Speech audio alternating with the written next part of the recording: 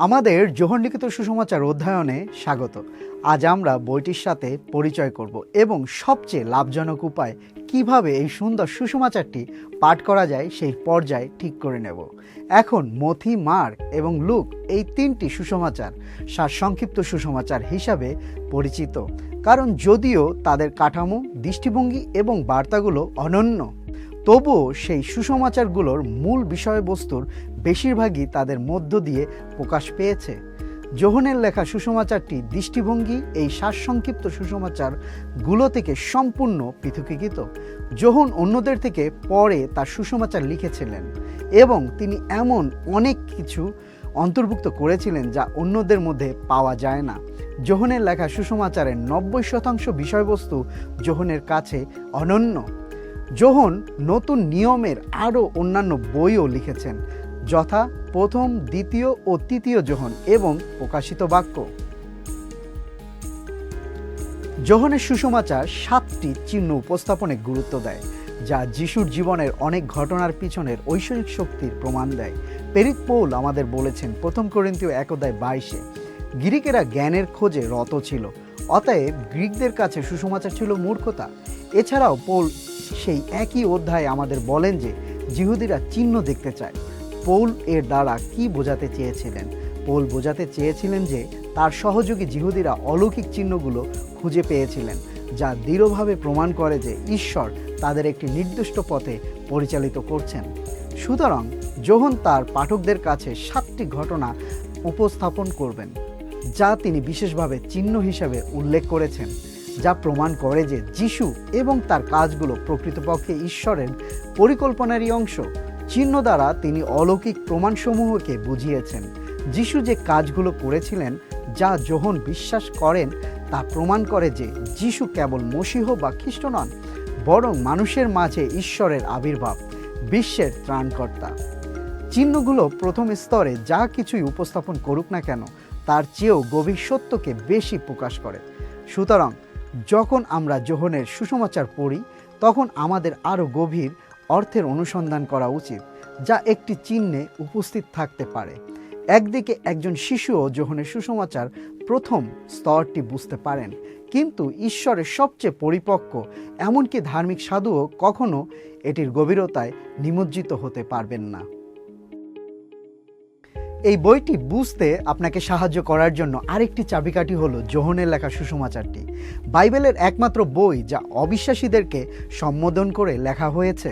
প্রেরিত পৌল 2 তিমথিও 3 অধ্যায়ে আমাদের বলেছেন যে সমস্ত শাস্ত্র ঈশ্বরের দ্বারা অনুপ্রাণিত এবং শিক্ষার জন্য, তিরস্কার করার জন্য, সংশোধনের জন্য, ধার্মিকতার প্রশিক্ষণের জন্য লাভজনক, যাতে ঈশ্বরের মানুষ প্রতিটি ভালো কাজের জন্য পর্যাপ্তভাবে সজ্জিত হতে পারে। সুতরাং এটি পাঠের সময় অবিশ্বাসীর জন্য যতই মূল্যবান মনে হোক না কেন, বাইবেলে সুনির্দিষ্টভাবে অবিশ্বাসীদেরকেই সম্বোধন করে না, বাইবেল বিশ্বাসীদেরকেই সম্বোধন করে। তবে যোহনের সুসমাচারে বিশেষভাবে অবিশ্বাসীদের সম্বোধন করা হয়েছে, যাতে তারা বিশ্বাস করতে পারে। বইটির শেষে যোহন লিখেছেন, অতএব যিশু শিষ্যদের উপস্থিতিতে আরও অনেক চিহ্ন সম্পাদন করেছিলেন, যা এই বইয়ে লেখা হয়নি, কিন্তু এগুলো লেখা হয়েছে যাতে তোমরা বিশ্বাস করতে পারো যে যিশুই খ্রিস্ট, ঈশ্বরের পুত্র, এবং এই বিশ্বাসী তোমরা যাতে তার নামে তোমাদের জীবন পেতে পারো। যোহন তার অতিশয়োক্তি তখনই উপভোগ করেন যখন তিনি যোহন 21:25 আমাদের বলেন, এবং আরও অনেক কিছু আছে যা যিশু করেছেন, তা যদি তারা বিস্তারিতভাবে লেখে, তবে আমি মনে করি যে এমনকি বিশ্বেও সেই বইগুলো ধারণ করবে না যা লেখা হবে। যোহন আমাদের বলেন যে তিনি ঘটনাবলীর বর্তমান সংগ্রহকে বেছে নিয়েছেন এবং সেগুলোকে এমনভাবে একত্রিত করেছেন যাতে আমরা যিশুর পরিচয় সম্বন্ধে নিশ্চিত হতে পারি, যে নাসরতের ঐতিহাসিক যিশুই খ্রিস্ট, মসীহ এবং ঈশ্বরের পুত্র, ঈশ্বর মানুষের মধ্যে উপস্থিত। আপনি যদি যিশু খ্রিস্ট সম্পর্কে যোহনের এই সত্যগুলোকে বিশ্বাস করেন, তবে যোহন বলেছেন যে আপনি অনন্ত জীবনের অভিজ্ঞতা অর্জন করবেন। এটি এই চতুর্থ সুসমাচারের লেখার জন্য যোহনের ঘোষিত উদ্দেশ্য। এই কারণে অনেকেই যোহনের সুসমাচার পড়ার মাধ্যমে নতুন বিশ্বাসীদের বাইবেল পাঠ করাতে শুরু করেন।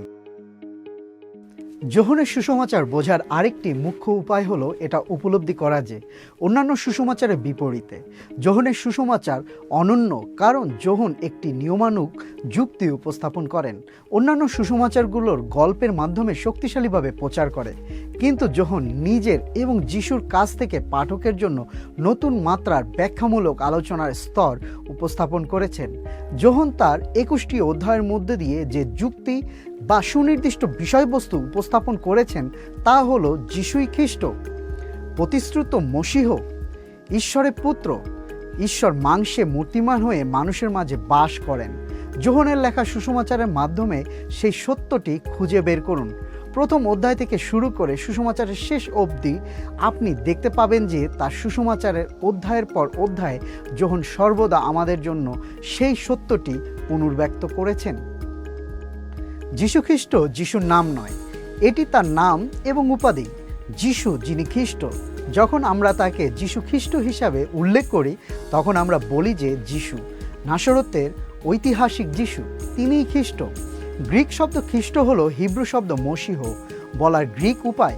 দীর্ঘ প্রতীক্ষিত দাউদ সন্তান, যিনি ইসরায়েলকে অব্রাহাম এবং দাউদের মাধ্যমে ঈশ্বরের প্রতিজ্ঞাসমূহের পূর্ণতায় নিয়ে আসেন।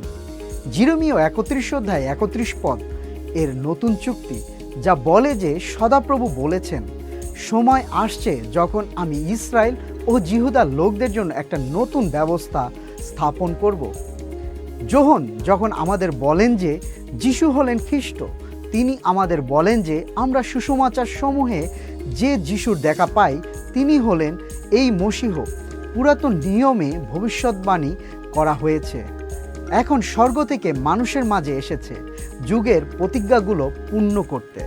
যোহন প্রতিটি অধ্যায় প্রতিষ্ঠা করেন যে পুরাতন নিয়মে ভবিষ্যৎবাণীগুলো মসীহই আসলে যিশু। এই 3টি প্রশ্নের উত্তর খোঁজার জন্য আমাদের যোহনের সুসমাচারের 21টি অধ্যায়ের কাছে যাওয়া উচিত। প্রশ্ন 1, যিশু কে? প্রশ্ন 2, বিশ্বাস কি? প্রশ্ন 3, জীবন কি? আমরা চতুর্থ সুসমাচারের ভূমিকার উপর ভিত্তি করে এই প্রশ্নগুলো বিকশিত করি, যা যোহন 1 অধ্যায় 9 থেকে 14 পদে প্রকাশ করা হয়েছে। সেখানে সত্যিকারের আলো ছিল যা পৃথিবীতে এসে প্রতিটি মানুষকে আলোকিত করে। তিনি জগতে ছিলেন এবং জগৎ তার মাধ্যমে তৈরি হয়েছিল এবং জগৎ তাকে চিনত না।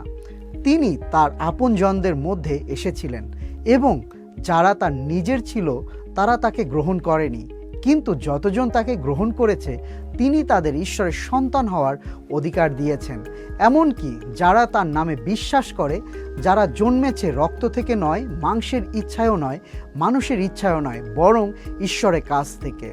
এবং বাক্য মাংসে পরিণত হয়েছিল এবং আমাদের মধ্যে বাস করেছিল এবং আমরা তার মহিমা দেখেছি, পিতার কাছ থেকে প্রাপ্ত একমাত্র মহিমা, অনুগ্রহ ও সত্যে পূর্ণ। যোহন 20 অধ্যায় 30 থেকে 31 পদে যোহনের উল্লেখিত উদ্দেশ্যের মাধ্যমে আমরা এই প্রশ্নগুলোকে আরও উন্নত করি।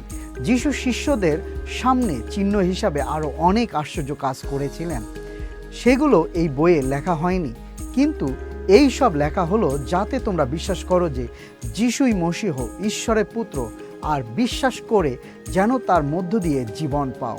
তাহলে পুনরায় একই প্রশ্ন, যিশুকে, বিশ্বাস কি, জীবন কি?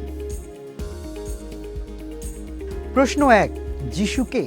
যোহন আমাদের বলেন যে তিনি তার সুসমাচার লিখেছেন আমাদের এই অলৌকিক প্রমাণ বা চিহ্নগুলোর একটি দলিল হিসাবে দেওয়ার জন্য, যা যিশু সম্পাদন করেন, যাতে আমরা নিশ্চিত হতে পারি যে যিশুই খ্রিস্ট, মসীহ, ঈশ্বরের পুত্র।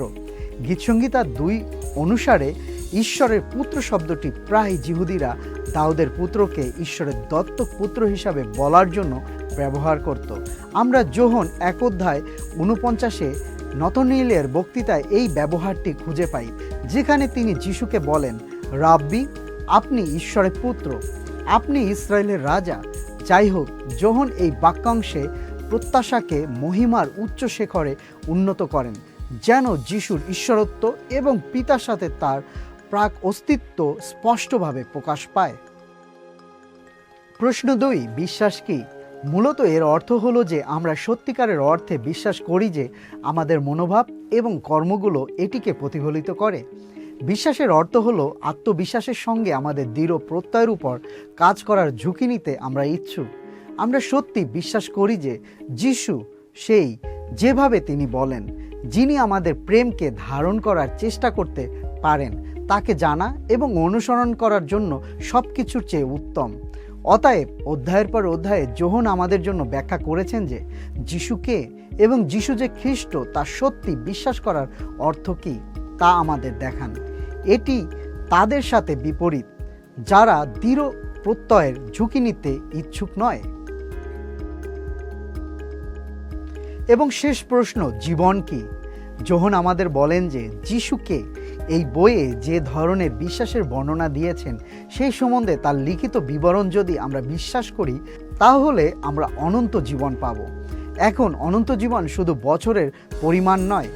যিশু যোহন 10:10 বলেন, চোর শুধুমাত্র চুরি এবং হত্যা এবং ধ্বংস করতে আসে, আমি এসেছি তারা যেন জীবন পায় এবং প্রচুর পরিমাণে তা পেতে পারে। ঈশ্বর কোনো গুণগত মানের জীবনের নকশা করেছে মানুষের জন্য সেই জীবনের অভিজ্ঞতা লাভের আশা করেন। যিশুর মাঝেই সত্য এবং পরিপূর্ণ জীবন পাওয়া যায়। এটি এমন একটি বাস্তবতা যা বিশ্বাসের জন্য চিরকাল অব্যাহত থাকবে। কিন্তু এটি এমন কিছু যা অর্জনের অভিজ্ঞতা আজ থেকে আমরা শুরু করতে পারি। যিশুকে বিশ্বাস কি, জীবন কি? আমরা যখন এই বইটি অধ্যয়ন করি তখন প্রার্থনার সঙ্গে লক্ষ্য করি যে যোহন কিভাবে তার সুসমাচারের প্রতিটি অধ্যায়ে এই 3টি প্রশ্নের উত্তর গভীরভাবে দেন। যখন যোহনের সুসমাচার পাঠ শুরু করেছেন তখন আর একটি পরিপ্রেক্ষিত মনে রাখতে হবে। প্রতিটি অধ্যায়ে যোহন মৌখিকভাবে যিশুর একটি চমৎকার প্রতিকৃতির বর্ণনা করেন। যিশু হলেন অধ্যায় 1 ঈশ্বরের মেষশাবক যিনি জগতের পাপ দূর করেন। অধ্যায় 2 যিনি আপনার জলকে দ্রাক্ষারসে পরিণত করেন এবং আনন্দ ও জীবন দান করেন। অধ্যায় 3 ঈশ্বরের একমাত্র পুত্র, ঈশ্বরের একমাত্র সমাধান এবং ঈশ্বরের একমাত্র ত্রাণকর্তা। অধ্যায় 4 জীবন জল। অধ্যায় 5 শাস্ত্রের চাবি। অধ্যায় 6 জীবনের রুটি। অধ্যায় 7 শিক্ষক যিনি ঈশ্বরের কাছ থেকে এসেছেন। অধ্যায় 8 যিনি জানেন যে তিনি কোথা থেকে এসেছেন এবং কোথায় যাচ্ছেন। অধ্যায় 9 জগতের জ্যোতি। অধ্যায় 10 উত্তম মেষপালক। অধ্যায় 11 পুনরুত্থান এবং জীবন। অধ্যায় 12 গমের শ্বাস যা মাটিতে পড়ে এবং মারা যায় যাতে তিনি ফল আনতে পারেন এবং তার পিতাকে মহিমান্বিত করতে পারেন। অধ্যায় 13 যে দাস তার প্রেরিতদের পা ধৌত করেন। অধ্যায় 14 পথ, সত্য এবং জীবন। অধ্যায় 15 দাক্ষালতা যিনি স্থায়ী শাখা খুঁজছেন। অধ্যায় 16 পবিত্র আত্মার প্রেরক। অধ্যায় 17 মহান মহাযাজক যিনি তার মণ্ডলীর জন্য প্রার্থনা করেন। অধ্যায় 18 মহান সাক্ষী যিনি সত্যের সাক্ষ্য দিতে আসেন। অধ্যায় 19 ক্রুশবিদ্ধ খ্রিস্ট। অধ্যায় 20 পুনরুত্থিত খ্রিস্ট এবং অধ্যায় 21 নির্দেশ দানকারী খ্রিস্ট। অতএব আমাকে যিশুকে দেখতে দাও। আপনার হৃদয়ে এই প্রার্থনা নিয়ে যোহনের সুসমাচারে আসুন। আপনি যোহনের সুসমাচার পড়ার সাথে সাথে পবিত্র আত্মাকে যিশুর বিষয়ে একটি যৌক্তিক প্রকাশ দিতে বলুন এবং পবিত্র আত্মা আপনার কাছে যে মহিমা প্রকাশ করেন তার প্রতিটি আভাসে আনন্দ করুন। সুসমাচারের প্রথম 18টি পদ একটি মুখবন্ধ।